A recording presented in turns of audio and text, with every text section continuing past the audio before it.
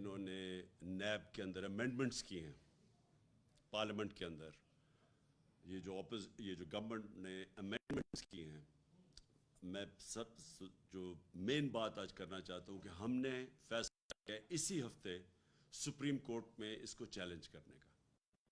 لیکن میں سب سے پہلے، کیونکہ میں اپنی ساری قوم کے سامنے جو بات رکھنا چاہتا ہوں وہ یہ کہ جب 26 سال پہلے میں نے پاکستان کے اندر یہ انصاف کی تحریک چلائی تھی، تو 26 سال پہلے میں نے قوم کو ایک چیز بتائی تھی کہ جس قوم کے اندر کرپشن ہو وہ ترقی نہیں کر سکتی. جو کرپشن ہے یہ ہے کیا؟ جس قوم کے اندر انصاف نہ ہو، یعنی کہ قانون کی حکمرانی نہ ہو، وہ کرپشن اس کے سمٹمز ہوتے ہیں. یعنی اگر مجھے کینسر ہوئی ہے تو جو پھوڑا نکلتا ہے وہ کینسر کا سمٹم ہے. تو جو کرپشن ہے وہ جب انصاف نہیں ہوتا معاشرے میں تو یہ اس کی پھر ایک بیماری نظر آتی ہے. تو 26 سال پہلے یہ جب انصاف کی تحریک چلائی تھی تو میں سارا وقت ایک چیز کہتا رہا ہوں کہ اگر اس ملک نے ترقی کرنا ہے، اس ملک میں قانون کی حکمرانی آئے گی. قانون کی حکمرانی اور انصاف کا کیا مطلب ہے؟ انصاف کا مطلب ہے کہ سب انسان قانون کے سامنے ایک برابر، یعنی کوئی انسان قانون کے اوپر نہیں ہے. اور قانون کا مطلب یہ جو وہ بھی میں واضح کر دوں کہ ہمارے نبی صلی اللہ علیہ وسلم نے تقریباً 1500 سال پہلے آج سے جو بات کہی تھی وہ بار بار میں اپنی قوم کو بتانا چاہتا ہوں کہ تمہارے سے پہلے بڑی قومیں تباہ ہوئیں جدھر طاقتور کے لیے ایک قانون، اور اس کو آپ اگر وہ جرم کرے، اگر چوری کرے تو اس کو سزا نہ دو، اور جو چھوٹا کمزور چور ہو اسی کو جیلوں میں ڈالو. یعنی جس ملک میں ایک طبقہ قانون سے اوپر ہو، قانون نچلے غریب کمزوروں کے لیے ہو لیکن طاقتور کے لیے اگر وہ قانون سے اوپر ہو تو وہ ملک تباہ ہو جاتے ہیں، بنانا ریپبلکس بن جاتے ہیں. وہ ملک ان کا کوئی مستقبل نہیں ہوتا. اگر آج ایک قوم امیر ہے تو وہ اس لیے نہیں کہ وہاں وسائل زیادہ ہے، اور اگر آپ قوم میں غربت زیادہ ہے تو وہ اس لیے نہیں کہ وسائل کی کمی ہے. کمی ایک ہی چیز کی ہے، انصاف کی. جس ملک کے اندر انصاف نہیں ہے، یعنی طاقتور قانون کے نیچے نہیں ہے، وہ ملک کبھی بھی ترقی نہیں کر سکتا.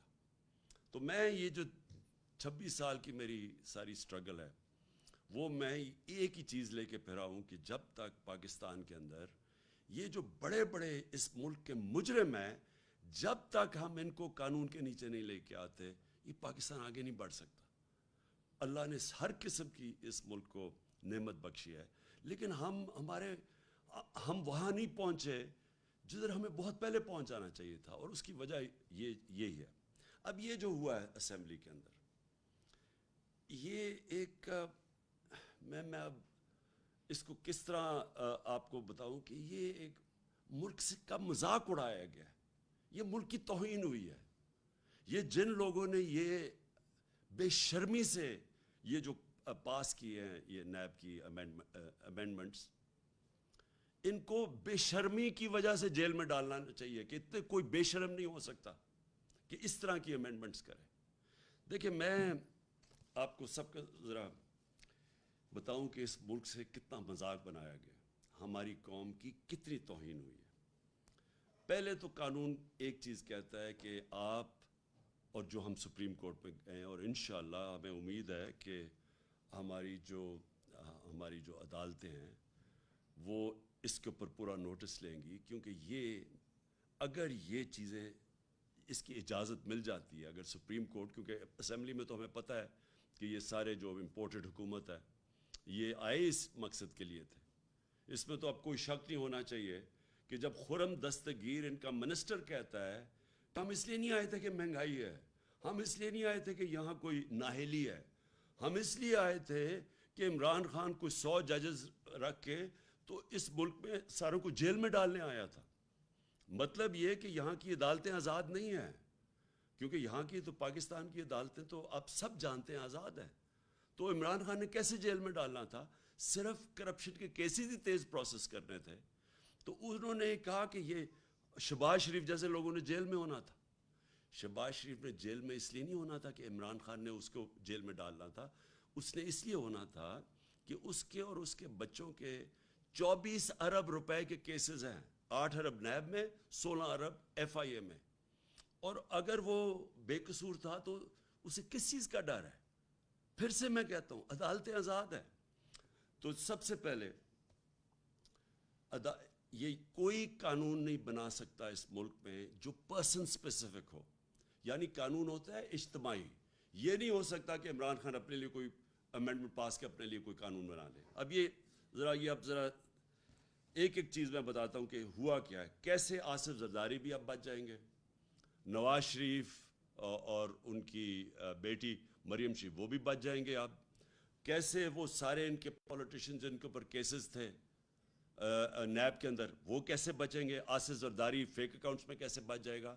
یہ صاف قانون، میں تو صرف وہ چیزیں آپ کے سامنے لے کے آ رہا ہوں جن سے یہ سب اب بچیں گے. تو سب سے پہلے فیک اکاؤنٹس.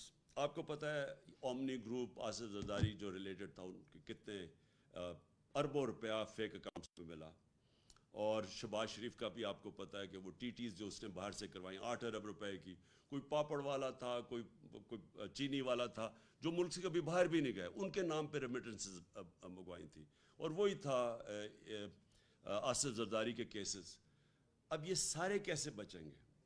انہوں نے ایک قانون سیکشن 14 میں امینڈمنٹ کی ہے. اب انہوں نے یہ کہا ہے کہ فیک اکاؤنٹ کے اندر اگر کوئی پیسہ آ بھی جاتا ہے تو اگر اس میں اربوں روپیہ بھی آ گیا، صرف جو آخری وقت فیک اکاؤنٹ میں پیسہ ہوگا اس کے اوپر بات چیت ہوگی. اگر وہ مثلا 100 روپے ہی بچا ہے، باقی سارے ملک سے باہر بھیج دیے گئے ہیں، تو صرف 100 روپے کے اوپر اب بات ہوگی. پھر انہوں نے یہ کہا کہ آپ کو ثابت کرنا پڑے گا. عام آپ کے ٹیکس لاز میں اگر آپ ٹیکس کے دیتے ہیں تو وہ آپ کو ثابت کرنا پڑتا ہے. اگر میں بتاؤں کہ یہ میری انکم ہے تو مجھے ثابت کرنا پڑتا ہے. وہ ایف بی آر نہیں ثابت کرتی، مجھے بتانا پڑتا ہے کہ میرا سورس آف انکم کیا ہے.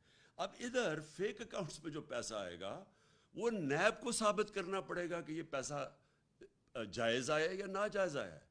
ان کو نہیں اب ثابت کرنا پڑے گا کہ یہ اربوں روپے فیک اکاؤنٹ چینی والے آئے کدھر سے، ان کو نہیں، نیب کو دوسرے ان کو ثابت کرنا پڑے گا. یہ پہلا چینج آیا. دوسرا جس میں ان کے بہت زیادہ ان کے بڑے بڑے نام پھنسے ہوئے ہیں وہ ہے ایسٹس بیونڈ مینز. یہ جب سے پاکستان بنا یہ قانون ہے. وہ قانون کیا ہے کہ میں اگر پبلک آفس ہولڈر ہوں، میں بیوروکریٹ ہوں، میں پولیٹیشین ہوں، میں منسٹر ہوں، میں پرائم منسٹر ہوں، تو اگر میری آمدنی 100 روپے ہے اور میرے پاس 200 روپے کے اثاثے آ جاتے ہیں تو وہ مجھے بتانا پڑتا ہے کہ یہ پیسے کدھر سے آئے، کدھر سے میرے اثاثے آئے. انہوں نے اب الٹا کر دیا. اور یہ زیادہ تر دنیا کے اندر یہ قانون ہے کہ اگر میں پبلک آفس ہولڈر ہوں اور میرا اگر 100 روپے کے اثاثے ہیں تو مجھے بتانا پڑتا ہے کہ میرے پیسے، میری آمدنی 50 روپے اور اگر 100 روپے اثاثے آ گئے، مجھے بتانا پڑتا ہے کہ 50 روپے کدھر سے آئے. انہوں نے اب کیا کر دیا ہے کہ انہوں نے ان کے اوپر اب بوجھ ڈال دیا کہ آپ نے بتانا ہے، نیب نے بتانا ہے کہ کدھر سے اثاثے آئے. یہ یاد رکھیں کہ دنیا میں وائٹ کالر کرائم پکڑنا بڑا مشکل ہے، اور اسی لیے یہ بڑے ملکوں کے اندر یہ قانون ہے کہ برڈن، یعنی میرے اوپر ذمہ داری آ جاتی ہے. اگر میں پرائم منسٹر ہوں اور میرے اثاثے بہت بڑھ جاتے ہیں، مجھے بتانا پڑتا ہے کہ ایکسٹرا اثاثے کدھر سے میں لے کے آیا. اب یہ پاکستان میں چینج ہو گیا. اس کا مطلب جتنے ان کے لوگ ہیں جو پھنسے ہوئے ہیں، ان کے ایسٹس بیونڈ مینز ہے، یعنی آمدنی سے زیادہ اثاثے ہیں، اب وہ سارے بچ جائیں گے. پھر یہ آ گیا سیکشن 9، یہ ادھر میں وہ سارے بچ جائیں گے. پھر سیکشن 21 ہے. اب اگر ہمیں، اور یہ ذرا غور سے سنیں، اگر ہمیں یہ انفارمیشن باہر سے آتی ہے کہ جناب انفارمیشن آتی ہے کہ جی عمران خان کے وہاں اتنے بڑے پیسے پڑے ہوئے ہیں، عمران خان کے وہاں کتنے لاکھ پاؤنڈ کروڑ ڈالر پڑا ہوا ہے، اب وہ کوئی مجھے بتانے کی ضرورت نہیں ہے، کیونکہ وہ جو باہر سے انفارمیشن ہے وہ اب ایڈمٹ ہی نہیں ہوگی. مثلا اگر یہ جو ایونس، یہ کیا تھا پیناما پیپرز میں کیا چیز سامنے آئی؟ پیناما پیپر میں یہ سامنے آئی کہ جو 4 مہنگے ترین لنڈن کی اپارٹمنٹس ہیں مے فیئر میں، ان کی جو 2 کمپنیز کے نام پہ تھی، ان کے جو اصل مالکہ تھی وہ مریم نواز ہے. اب یہ جو آئی تھی، یہ برٹش ورجن آئلینڈ سے انہوں نے پاکستان کی جے آئی ٹی کو خط لکھا تھا کہ یہ ہیں اصل مالکہ. اب وہ جو ان کا جو لیٹر ہے وہ ایڈمیسیبل نہیں ہوگا. اس کا مطلب کہ نواز شریف اور ان کی بیٹی وہ اب صاف پاک ہو کے نکل جائیں گی اس نئی امینڈمنٹ میں. ان کو اب کسی چیز کی ضرورت نہیں پڑے گی. پھر سیکشن 21 ہے، یہ سیکشن 21 ہے. پھر ایک اور چیز نکلی ہے، منی لانڈرنگ جو اب ہے. منی لانڈرنگ کا مطلب ہوتا ہے کہ ناجائز یعنی غیر قانونی طور پہ میں پیسہ چوری کر کے پیسہ میں ملک سے باہر بھیج دوں. اس کو منی لانڈرنگ کہتے ہیں. اب یہ جو منی لانڈرنگ ہے یہ نیب کے سے انہوں نے نکال لی ہے، اور اب یہ صرف ایف آئی اے کے نیچے آ گئی ہے منی لانڈرنگ. تو جتنے بھی منی لانڈرنگ کے کیسز تھے وہ اب نیب سے نکل جائیں گے، اور وہ جو اس کے اندر شامل ہے وہ بھی اب بچ جائیں گے. اور ایف آئی اے کس کے نیچے ہے؟ ایف آئی اے نیچے ہے ویسے ہی انٹیریئر منسٹر یعنی رانا ثناء اللہ کے نیچے ہے. اور اب اور جو نیب ہے نئے قانون میں وہ بھی آ جائے گی رانا ثناء اللہ کے نیچے. تو اس میں بھی اب سمجھ لیں کہ رانا ثناء اللہ اب ایکشن لے گے شریف برادران کے اوپر یا آصف زرداری کے اوپر. یہ اب آپ کے سامنے ہے. اور پھر ایک اور چیز ہے، بے نامی. اب میں اگر فیصلہ کروں کہ پیسے چوری کر کے اور میں اپنے رشتہ داروں کے نام دے دوں، میرے بیٹے باہر لنڈن بیٹھے میں ان کے نام دے دوں، تو اب میں بچ جاؤں گا. یعنی مجھے کوئی نہیں پوچھ سکتا کہ اگر میرے بے نامی میں کسی اور کے نام پہ پراپرٹیز کر دوں. یہ سب سے بڑا ظلم ہونے جا رہا ہے. اجازت دی جا رہی ہے آپ کہ کوئی گورنمنٹ میں سرکاری گورنمنٹ میں بیٹھا ہو، کوئی منسٹر ہو، کوئی بیوروکریٹ ہو، وہ جو بھی اب پیسے بنائے وہ اپنے بچوں کے نام کرے، رشتہ داروں کے نام کرے، وہ اب جواب دہ نہیں ہے. یہ دنیا کے اندر اس طرح کا قانون نہیں ہے یہ جو انہوں نے بنا دیا. کہنے کا میرا مقصد یہ ہے کہ یہ پاکستان سے اگر خدا نہ خواستہ ملک کے اوپر کوئی بمباری بھی کوئی کر دینا تو اس سے بھی بڑا یہ جرم ہوا ہے. یہ صرف یہی نہیں کہ یہ صرف سب بچ جائیں گے، ان کی چوری اب ساری بچ جائے گی. اور یہ جو خرم دستگیر نے، جو پھر سے میں کہہ رہا ہوں، اس نے یہی کہا کہ یہ ساروں کو ڈر لگا ہوا تھا کہ Imran Khan N R O نہیں دے رہا. 3.5 سال انہوں نے مجھے مسلسل بلیک میل کیا. آپ کو پتہ ہے ہر جگہ انہوں نے، ہر موقع پہ انہوں نے مجھے بلیک میل کیا کہ ان کو این آر او دیے. اوپر سے کہتے تھے کہ ہم کوئی این آر او نہیں مانگ رہے. لیکن جب فیٹف کی لیجسلیشن آئی، جو آج یہ سارے بڑے اس کی کہہ رہے ہیں کہ یہ ہم نے بڑا اچھا کوئی کام کر دیا ہے، فیٹف کی لیجسلیشن کے اوپر انہوں نے ہمیں پوری کوشش کی این آر او لینے کی. اس طرح کی امینڈمنٹس لے کے آئے. جب ہم نے نہیں کیا تو انہوں نے پوری کوشش کی ہمیں بلیک میل کرنے کی کہ وہ لیجسلیشن نہیں پاس ہوگی. اس کے بعد انہوں نے واک آؤٹ کیا اسمبلی سے، جبکہ میں ان کی بات نہیں مانا این آر او کی. اب جو ان کو یہ ساری جو این آر او مل گیا، این آر او 2، یہ این آر او 2 صرف اب ان کی چوری ختم نہیں ہوگی. یعنی ان کی سارا اب پہلے جنرل مشرف نے این آر او 1 دیا تھا، اس میں یاد رکھیں ہدایبہ پیپر مل کا کیس تھا، وہ پیپلز پارٹی کی گورنمنٹ نے بنایا تھا نواز شریف کے اوپر. اس کے اوپر اسحاق ڈار کی کنفیشنل سٹیٹمنٹ تھی. سارے اس کے اوپر پتہ تھا کہ کدھر انہوں نے منی لانڈرنگ کر کے پیسے پہلے تو بھیجے وہاں. وہ قاضی فیملی، اس کے اوپر بی بی سی کی فلم بنی کہ کیسے چوری کا پیسہ پہلے وہاں بھیجا، پھر ادھر سے واپس ریمیٹنسز دکھائیں، اور پھر ان کی شریف فیملی کے خاندان میں وہ پیسہ گیا. وہ اوپن اینڈ شٹ کیس تھا. جنرل مشرف نے اس کا این آر او دیا پہلے اور نواز شریف کو باہر جانے دیا. اس کے بعد دوسرا این آر او ملا آصف زرداری کو. اور یہ یاد کرا دوں کہ تب بھی امریکہ کا ہاتھ تھا. کونڈالیزا رائس جو سیکرٹری آف اسٹیٹ تھی، انہوں نے اپنی کتاب میں لکھا ہوا ہے کہ کیسے انہوں نے جنرل مشرف اور بے نظیر کو اکٹھا کیا اور کیسے پھر یہ نیگوسیشن میں این آر او ملا. ان کے کرپشن کیسز ختم ہوئے. ان کرپشن کیسز کے اندر $60 ملین پڑا تھا سوئٹزرلینڈ میں. وہ پاکستان کیس جیت چکا تھا. وہ پھر پاکستان پیچھے ہٹا، وہ $60 بلین ہضم کیے گئے آصف زرداری نے، اور پھر پاکستان کا جو تب ایمبیسڈر تھا وہ سوئٹزرلینڈ گیا، اور اس نے سارے وہ جو ثبوت تھے وہ سارے اپنی گاڑی میں ڈال کے لے کے جا رہا، وہ سب نے دیکھا۔ وہ این آر او میں ان کے پیسے بچے۔ سر محل جو انہوں نے اسمبلی کے فلور میں زرداری نے کہا تھا کہ ہمارا سر محل نہیں ہے، وہ سر محل کے اوپر جب پاکستانی گورنمنٹ نے کیس کیا، وہ پاکستانی گورنمنٹ کیس جیتی، یہ بلکہ لڑے ہی نہیں کیس، کیونکہ انہوں نے تو کہا ہوا تھا ہمارا ہے نہیں، چوری کا پیسہ تھا، وہ بکا، وہ پاکستان کو پیسہ آنا تھا پاکستان کی عوام کو، وہ این آر او کے اندر وہ بھی پیسہ انہوں نے رکھ لیا اور وہ ہضم ہو گیا۔ یہ تو صرف وہ تھے جو پکڑے گئے ہیں، جو باقی ان کی دولت جو ان کے باہر ملکوں میں پڑی ہوئی ہے اس کا تو کوئی حساب نہیں ہے، کیونکہ وائٹ کالر کرائم پکڑنا آسان کام نہیں ہے، خاص طور پہ ہمارے جیسے ملکوں میں۔ یہ ساری ڈیولپنگ ورلڈ کا پرابلم ہے، جو اس وقت ملک غریب ہیں ان کا سب سے بڑا مسئلہ یہ ہے کہ ان کا جو انصاف کا نظام ہے وہ پکڑ ہی نہیں سکتا۔ یہ جو بڑے بڑے چور، جو وائٹ کالر اچھے وکیل جن کے پاس ہیں، جن کے پاس طریقے ہیں باہر بھجوانے کے، آف شور اکاؤنٹس میں جو پیسے بھیج دیتے ہیں، جو ایونس فیلڈ، یہ جو میر فیئر میں ان کے فلیٹس ہیں، یہ آف شور کمپنی سے خریدے ہوئے ہیں، جو 2 کمپنیز ہیں، تو ان کے اوپر مریم نواز کا نام آیا تھا۔ یہ اس کے لیے ہمارے جیسے ملکوں کے پاس وہ انفراسٹرکچر ہی نہیں ہے کہ ہم اس کو واپس لے سکیں، اور جو امیر ملک ہیں وہ بھی پوری کوشش کرتے ہیں کہ یہ پیسے واپس نہ آئیں ہمارے جیسے ملکوں میں، کیونکہ ان کو فائدہ ہو رہا ہے۔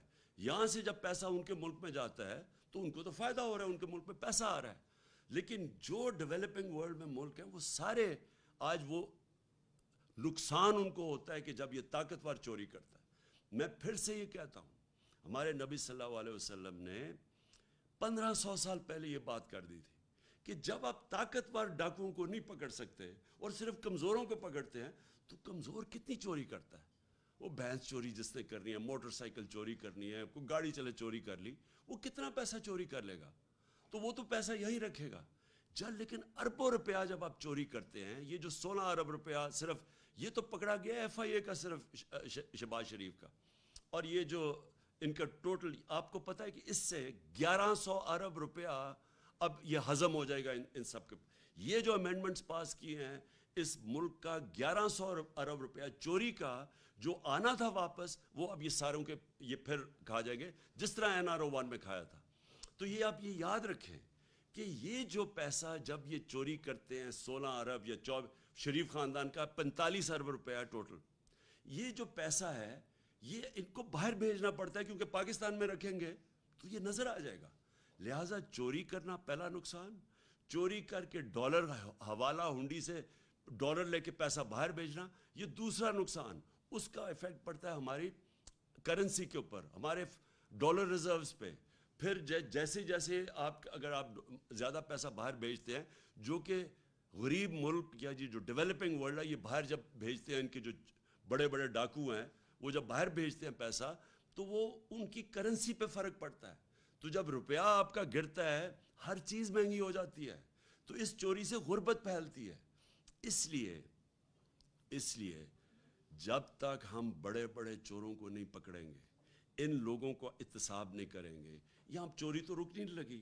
اب جو انہوں نے امینڈمنٹ پاس کیے، یہ نہیں کہ صرف یہ بچ جائیں گے، اب جو بھی طاقتور لوگ پاکستان میں منی لانڈرنگ کریں گے، جو پیسے چوری کریں گے، یہ سب اب بچ جائیں گے اس سے۔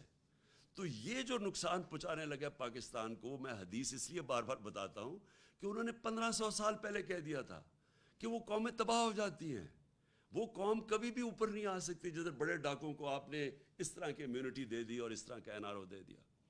تو میں آخر میں اپنی ساری قوم کو کہنا چاہتا ہوں کہ دیکھیں، یہ ہے جہاد۔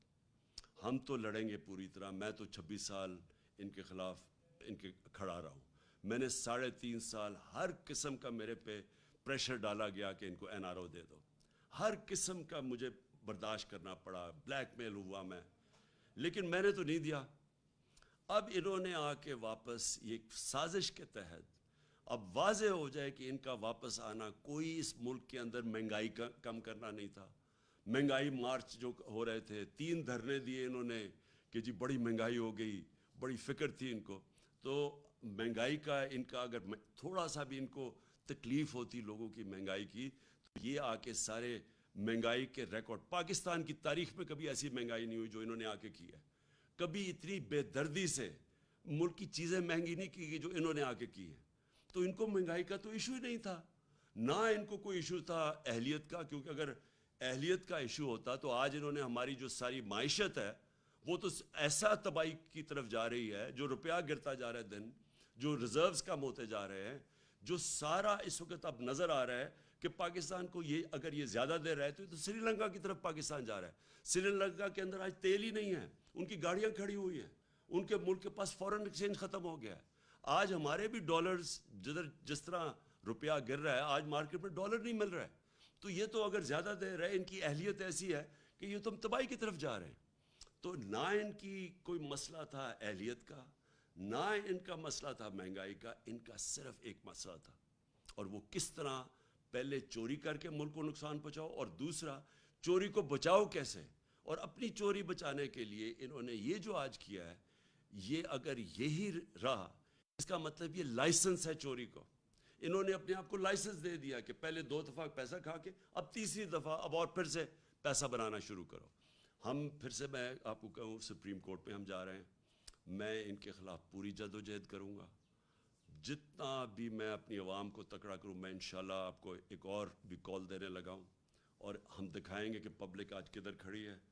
پچھلے اتوار کو آپ ساری قوم نے دیکھ لیا کہ کبھی پاکستان میں اس طرح شہروں میں عوام نہیں نکلی، اور جو عوام نکلی ہے وہ صرف مہنگائی کے لیے نہیں نکلی، وہ یہ جو امپورٹڈ حکومت آئی ہے، جو ایک فورن ایجنڈا لے کے آئی ہے، اور جو اپنی چوری بچانے کے لیے آئی ہے، اس لیے بھی نکلی ہے. تو میں ان کے خلاف جدوجہد بھی کروں گا. میں ابھی ایک اور کال دینے لگا ہوں، اور آخر میں صرف ایک پیغام دینا چاہتا ہوں کہ دیکھیں، تاریخ جو ہے نا وہ کبھی معاف کسی کو نہیں کرتی. جو بھی تاریخ میں جن لوگوں نے ان لوگوں کو ہمارے اوپر مسلط کیا ہے، تاریخ ان کو معاف نہیں کرے گی. جن لوگوں نے اندرونی یا بیرونی سازش کا حصہ بنے، بیرونی تو پتہ ہے ان کو، تو پاکستان کا صرف ٹیشو پیپر کی طرح وہ استعمال کیا پاکستان کو، کہ جی ان کی جنگ میں لڑ لو تو 80,000 پاکستانی ان کے لیے قربان کر دو، ملک کو نقصان کر دو. انہوں نے تو شکریہ تک نہیں کرنا، کیونکہ پاکستان جب ضرورت پڑی تو افغان جہاد تھی تو انہوں نے سوویت یونین کو کمزور کرنا تھا، وہ پھر انہوں نے ہمیں آگے کر دیا. تو ان کا تو اپنے مقاصد ہے، ان کو ہم کیوں برا بھلا کہیں کہ اگر آپ استعمال ہونا چاہتے ہیں، آپ اگر ٹیشو پیپر بننا چاہتے ہیں تو اگلے استعمال کریں گے. اصل یہاں لوگ ہیں، جن لوگوں نے بھی اس میں ان لوگوں کو ہمارے اوپر مسلط کیا، تاریخ ان کو معاف نہیں کرے گی. پاکستان بائے آباد.